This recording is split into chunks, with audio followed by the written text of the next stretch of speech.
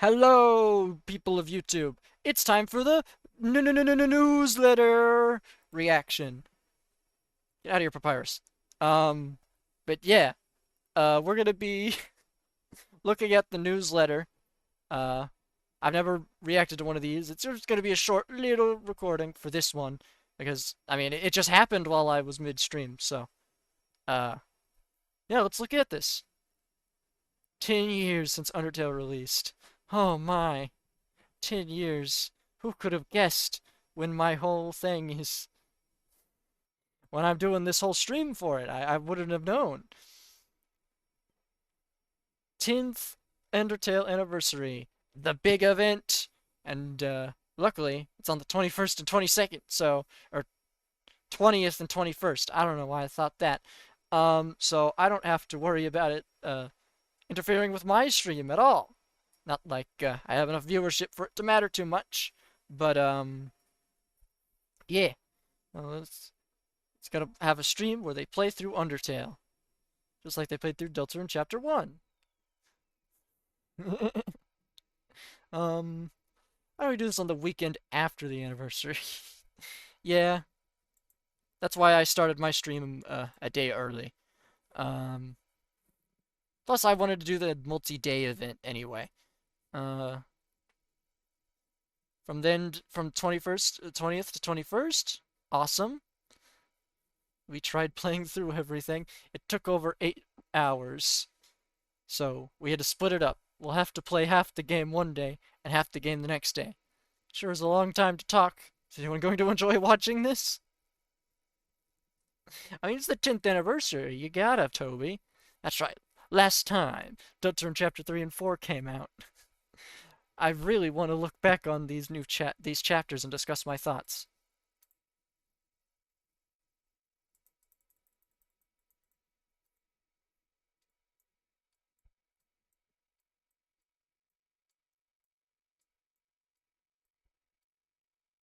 Anyway, looking back on chapters 3 and 4. But I don't have time to do that right now. The anniversary is coming up. There's no time to discuss this now. Chapter 5 progress update. Ooh. So let's talk about Chapter 5. Some of you might be wondering what kind of chapter it is. Right now, there's no reason to tell out of here tell you that. But for both of us, both of us like surprises, right? If you think of everything in the chapter, there's very little I would like to share.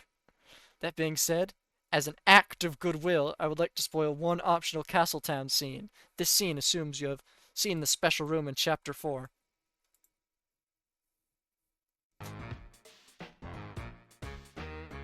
Do do. Aw. Ow. Ow. Ow. Hey boss, someone just knocked. You think that's Tina? No way it's Tina, Rubber Brain. If it was him, that knocked me more glooby. Ow. Ow. Ow. By the way, what the heck is this drink you got me? Battery acid? Battery what? What the heck made you think I'd drink that? Well, it's my theory, boss. Uses green, so you look good with a green drink. Theory? That's not a theory, that's just... You think because something looks cool, that makes it correct? Oh yeah.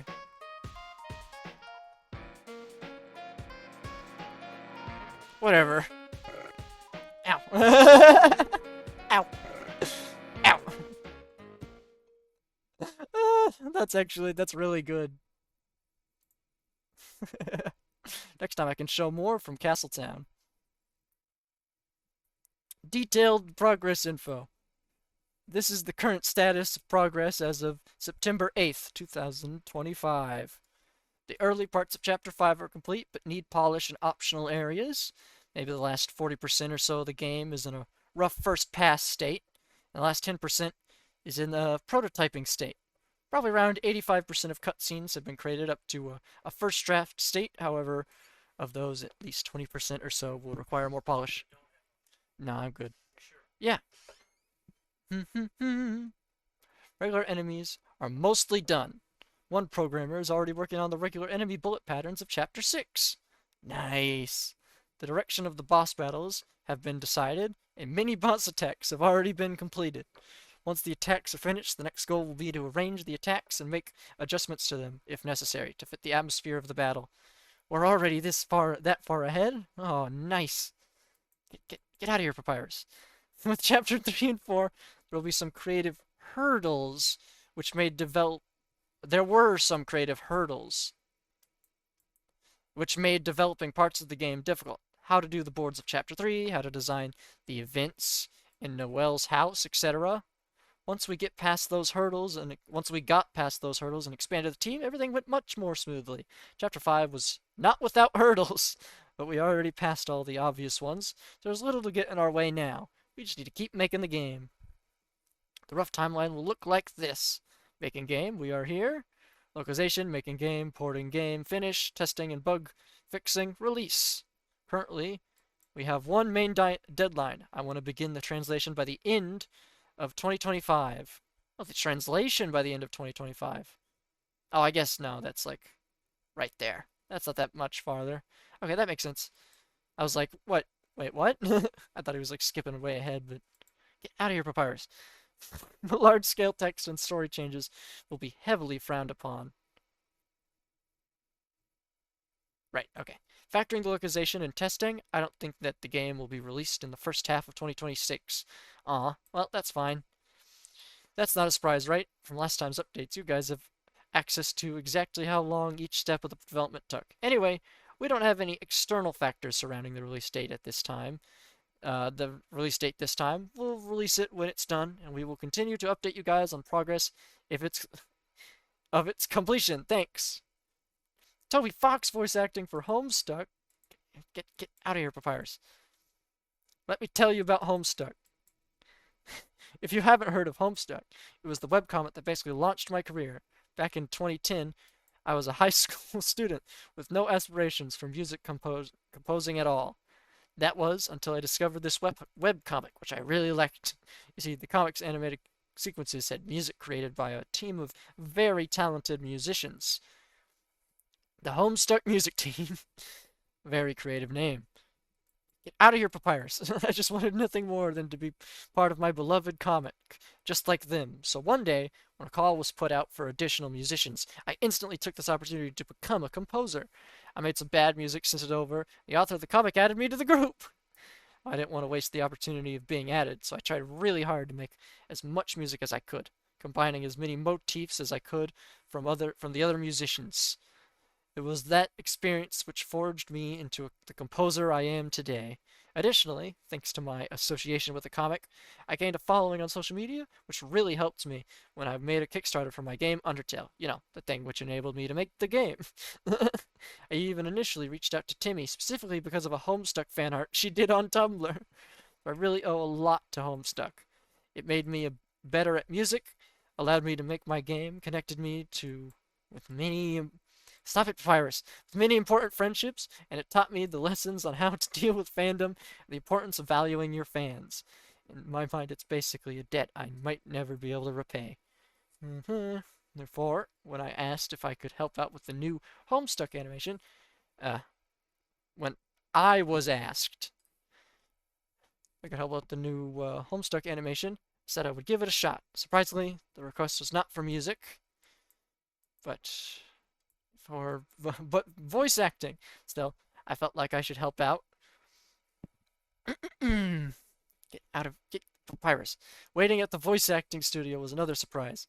A few minutes into recording with the voice director, I noticed, hey, isn't this guy's resting voice Daggett from Angry Beavers? It turned out the voice director was the voice of Invader Zim, Richard David Horvitz. The recording session took a few hours, but it was so fun, it felt like it ended pretty much immediately. I'm not really a pro, so I was nervous about the result, but Invader Zim told me that I did a good job, so I just have to trust him. Anyway, that was my experience helping out. Now, I'd like to show you the trailer.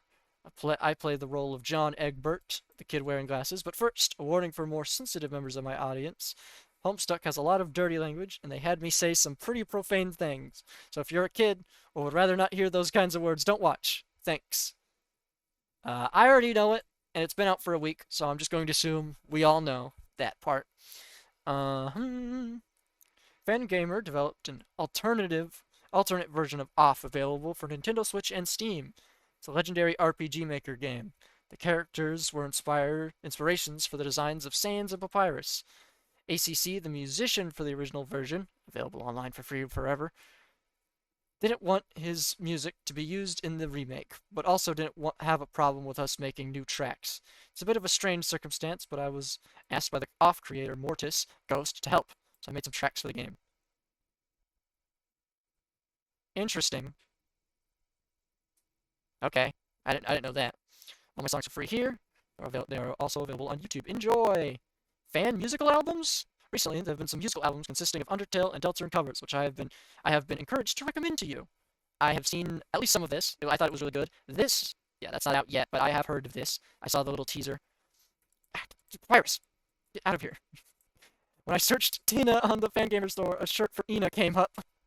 It doesn't look like my casual merchandise, but I guess I should tell you guys to buy it. Get out of here. Conclusion, 10 years passing is annoying. Does that mean I'm annoying? Anyways, I'll save my words for the event. Anyway, yeah. Okay, a small little newsletter, but a nice one. Good little bit of info up for us, this time.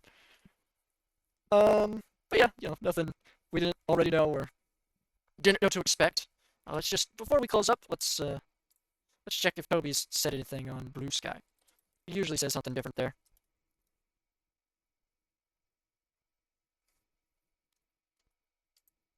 Oh, I've been on the eating bagels version this whole time. Whoops. Well, something you'll have to deal with, I suppose. Whatever. It's not that big a deal. I've had papyruses covering like the entire screen this whole time. It's funny. It's funnier that way. Come on. People. Give me people. The Toby Fox. Yep, that one. Chicken. Yeah, okay. He said newsletter and basically the same thing. Okay, good to know. Just get out of the way. Yeah. Okay. But suppose that's it for the newsletter. Take off. What? Okay, I'll use the hotkey instead. We're back. I mean that's good. I mean that was the newsletter. It was interesting. I guess I'm gonna have to watch that Homestuck thing. I I do wonder.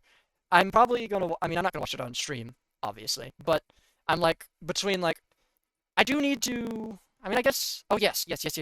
Shay was reading Homestuck, and I'm almost done catching up on Andrew Cunningham's Koru Observer streams. So I'll have a bunch of time to watch Shay read Homestuck. And that's what I'll be doing probably for the next week after this. Otherwise, hope you enjoyed looking at the newsletter with me, and gosh, let's keep celebrating the 10th anniversary. It's gonna be all week basically because I'm gonna have a lot of recordings for this. Bye. Okay, so got rid of those dang VOD people. Got them out of here. Get my drink. Okay, now that we've looked at the newsletter, guess we should play the next game. I hope Lone Rune is kind of short, I think, if I remember correctly.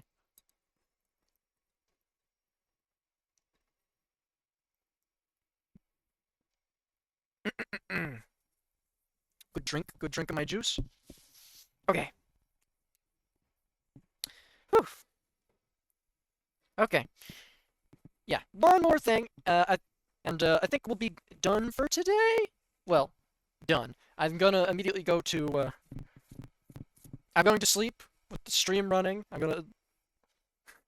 I.